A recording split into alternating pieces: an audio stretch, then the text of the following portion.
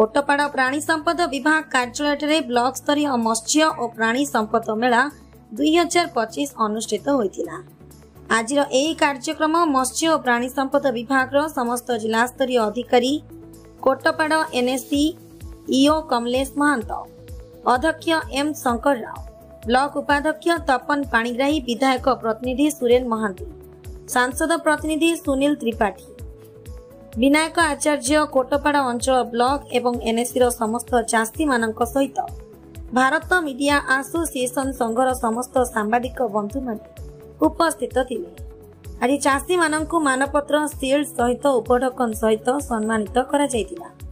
बहुत भल दिन कोटपाड़ ब्लॉक में आज आज आमर ब्लॉक स्तरीय मत्स्य प्राणी संपद मेला आज अनुष्ठित हो जाउची। एटा राज्य सरकार बहुत भल पदक्षेप। सरकार चाहते प्रत्येक ब्लॉक प्रत्येक पंचायत चाषी माने केमती विभिन्न प्रकार योजना विषय अवगत हूँ आउ से प्रत्येक चाषी केमती सरकार केमती स्कीम रे बा योजना रे जो लाभांश अच्छी बा सब्सिडी अच्छी केमती उपकृत होकर रोजगार क्षम हो पारती। जिला स्तरीय मत्स्य प्राणी संपद मेला आम करूँ किंतु एबर सरकार जो आसुँच सी चाहते प्रत्येक ब्लॉक स्तर रे मोर चाषी माने अवगत हूँ एवं पंचायत लेवल रे मोर चाषी माने उपकृत हूँ से प्रति ब्लॉक स्तरीय मत्स्य प्राणी संपद मेला से योजना करछंती आ प्रति ब्लॉक रे आमे एटा इम्प्लीमेंट करने चाहूँ। प्रथम थर पर ब्लॉक स्तरीय मत्स्य प्राणी संपद मेला 2025 आयोजित होती।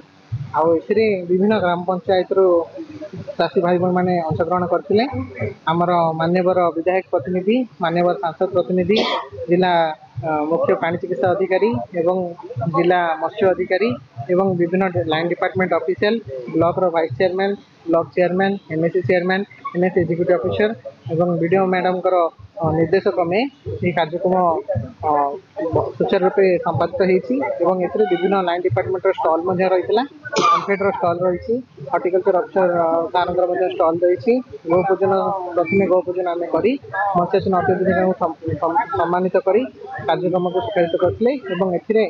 8 जन चाषी, 4 जन आमर एआईडी डिपार्टमेंट रू एवं 4 जन फिशरी सेक्टर रू आपणकर सम्मानित करागला, से पुरस्कृत करागला। एवं जो चाषी भाई मैंने आज आसी से मंच साइंटिफिक टीम इंटरेक्शन में पार्टिसिपेट करछंती। सेमानकर क्वेश्चन आंसर भी पाइछंती एवं आम डिपार्टमेंट सहित जोगाजोग करी आगामी दिन में से जीवन जीविका को सुदृढ़ करें एवं मत्स्य एवं प्राणी पालन क्षेत्र में आत्मनिर्भर हो पारे।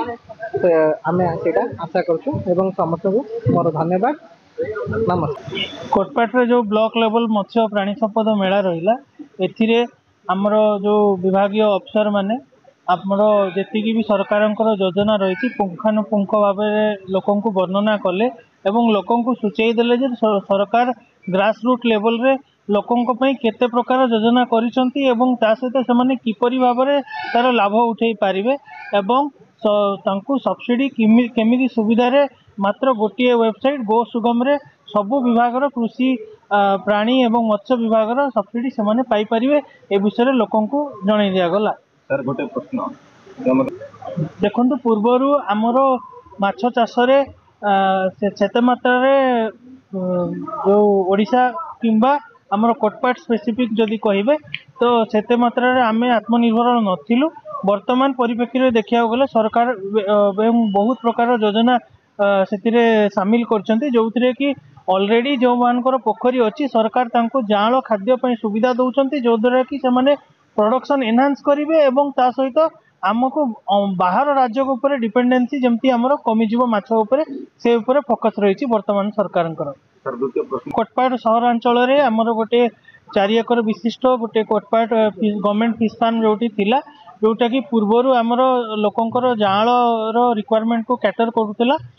दीर्घ 8-10 वर्ष है से फार्म टा डिफंक्ट होता जोटा कि आपणकर प्रोडक्शन हो पार नाला। लास्ट ईयर सेटा रिनोवेशन होती एवं ए वर्ष ठू से माछ जाँल उत्पादन हम एवं लोकों को सुलभ मूल्य रे माछ जाँल पहुँचे दिया जाए। विगत कोटपाड़ू विजय कुमार मिश्र रिपोर्ट।